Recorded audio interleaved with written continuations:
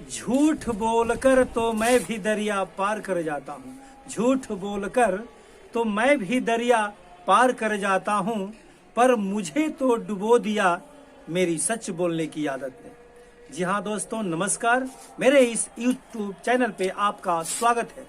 दोस्तों, आज मैं चर्चा करूंगा आपके सामने एक वैसे व्यक्ति की, एक वैसे पर्सनालिटी की, जो व्यक्ति हमेशा सच बोलने का काम किया है। वह व्यक्ति कहीं और का नहीं बल्कि बिहार से ही बिलोंग करते हैं। उनका नाम है रवीश कुमार। जी हाँ, रवीश कुमार किसी भी परिचय के मोहताज नहीं है। उसे दुनिया जानती है। भारत ही नहीं बल्कि विदेशों में भी उनको जाना जाता है। पिछले कुछ दिनों से रवीश कुमार कुछ लोगों के हमेशा टारगेट में रहे हैं। क्यों रहे हैं, कैसे रहे हैं, यही मैं चर्चा आज करूंगा। तो दोस्तों, रवीश कुमार जी बिहार से ही मोतिहारी जिले से बिलोंग करते हैं। वह एक ब्राह्मण परिवार के हैं और एजुकेशन भी उन्होंने शुरू में तो बिहार से ही उन्होंने एजुकेशन प्राप्त किया, लेकिन बाद में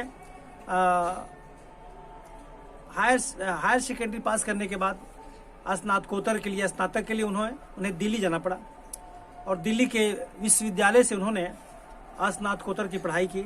इतिहास से स्नातक किए, एमए किए, एमफिल किए और पत्रकारिता से उन्होंने डिप्लोमा भी किया है। तो रवीश कुमार, आप जानते हैं, लगभग 1996 से एनडीटीवी के पत्रकार रहे हैं और चाहे इस समय अंतराल में चाहे जिसकी भी सरकार हो, या कांग्रेस की हो, किसी की सरकार हो, केंद्र में जब या स्टेट गवर्नमेंट की सरकार होती है या सेंट्रल की गवर्नमेंट की सरकार होती है, हमेशा उन्होंने जनता के सवालों को जायज उठाया है, सच बोलने का काम किया है। जो जनता की समस्याएं जिस पर हमारे प्रतिनिधि ध्यान नहीं देते हैं, हमेशा रवीश कुमार जी प्रतिनिधियों को, या विधायक हो या एमपी हो या मुख्यमंत्री हो या प्रधानमंत्री हो, सभी से जनता की समस्याओं को बताने का काम किया है, जनता की समस्याओं को उनके सामने रखने का काम किया है। और उसमें भी ये नहीं कि जनता की समस्याएं कुछ और है और रखते कुछ और हैं। उन्होंने ज्यों का तो जो समस्याएं जनता की होती थी, सच बोलने का हमेशा काम किया है। लेकिन पिछले कुछ दिनों से रवीश कुमार हमेशा कुछ लोगों के टारगेट पे हो गए थे। एनडीटीवी के प्राइम टाइम में हमेशा आते थे लोग। प्राइम टाइम के उनके प्राइम टाइम को बहुत पसंद करते थे और जब भी प्राइम टाइम पे वो आते थे, एक ऐसी समा बांध कर आते थे कि लोगों को अच्छा लगता था। लोग अट्रैक्टिव होकर के उनके प्राइम टाइम के समय में सब काम छोड़ करके उनके प्राइम टाइम के जो भी कार्यक्रम होते हैं उनको सुनते हैं। तो रवीश कुमार सच बोलने के, देखिए, आपने सुना होगा कि झूठ बोलना पाप है, लेकिन रवीश कुमार ने सच बोलकर बेरोजगार हो गए।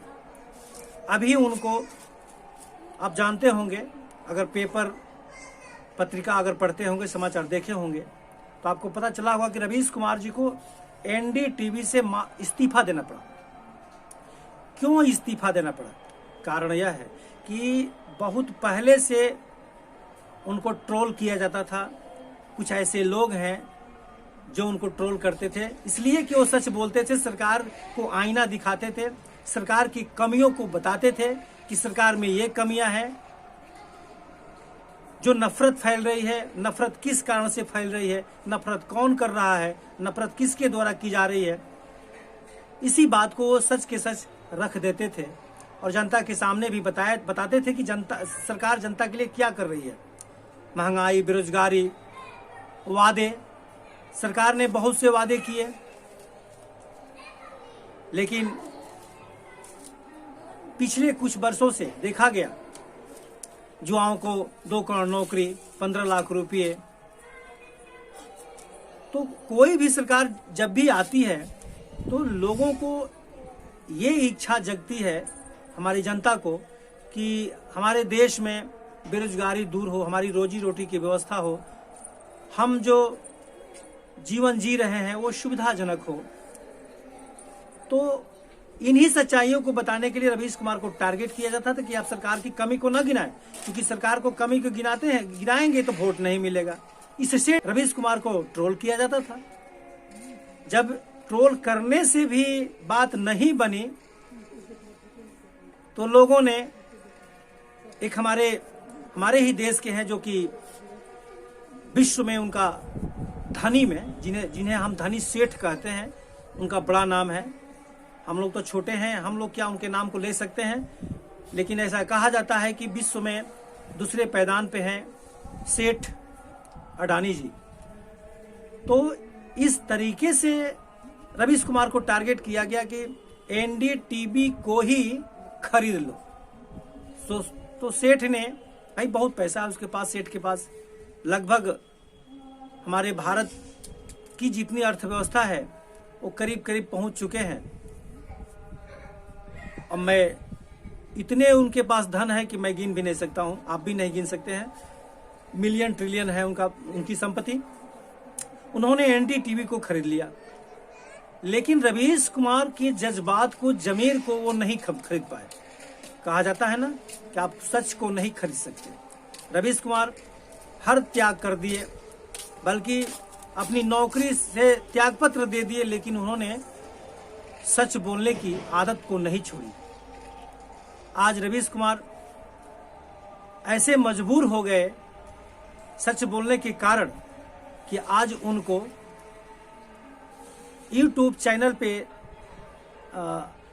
अपना चैनल खोल करके उनको न्यूज अब कहना पड़ेगा। तो दोस्तों, कहा जाता है यही, प्रभु श्री रामचंद्र भी सच के लिए जंगल भी गए, प्रताड़ना सहे जंगली राक्षसों से, जंगली जानवरों से। माता सीता भी उनके साथ गई, भाई लक्ष्मण भी गए, लेकिन लाख यातनाओं को सहते हुए भी उन्होंने सत्य की मर्यादा को रखा है। तो सच जरूर परेशान होता है, लेकिन पराजित नहीं होता है। ये कोई जान ले कि नहीं भाई, सच बोलने पर तो दंड मिल रहा है तो हम झूठ ही बोलेंगे, ये भी गलत है। ये निश्चित है कि सत्य बोलने वाले परेशान रहते हैं, दुखित रहते हैं, उनको नाना प्रकार की प्रार्थनाएं दी जाती है, लेकिन विजय अंततः उन्हीं की होती है। जिस तरह से प्रभु श्री रामचंद्र जी को विजय मिली और उन्होंने विजयी होकर के अयोध्या लौटे और राजा बने। तो दोस्तों, आज के इस छोटे से कार्यक्रम में रवीश कुमार जी की बात को मैंने बताया। और अगर मेरे चैनल को आपने सब्सक्राइब नहीं किया होगा तो कृपया मेरे चैनल को सब्सक्राइब कर लेंगे, लाइक्स और शेयर भी कर देंगे। और क्योंकि ये वीडियो जो भी मैं बना रहा हूँ ये आपके पास पहले पहुँचेगा, और इस तरह के वीडियो मैं हमेशा बना करके आपके सामने रखूँगा। तब तक के लिए नमस्कार।